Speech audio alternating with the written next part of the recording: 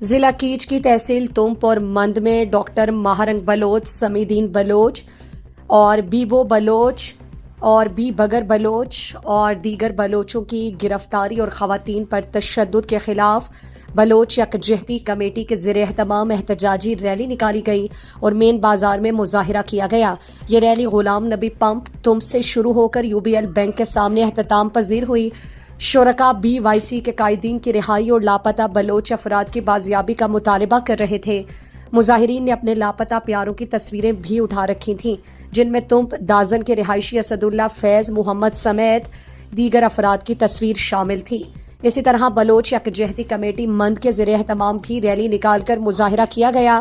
تمپ اور مند کے مظاہرے سے مقررین نے کہا کہ بلوچستان میں بلوچ عوام کو حقوق مانگنے، اپنی جگہ سڑکوں پر اپنے غم اور دکھ کا اظہار کرنے کی بھی اجازت نہیں ہے۔ انہوں نے کہا کہ ریاست کا فرض ہے کہ وہ اپنے شہریوں کو تحفظ دے، نہ کہ انہیں غائب کرے، تشدد کا نشانہ بنائے اور ان کے بنیادی حقوق سلب کرے۔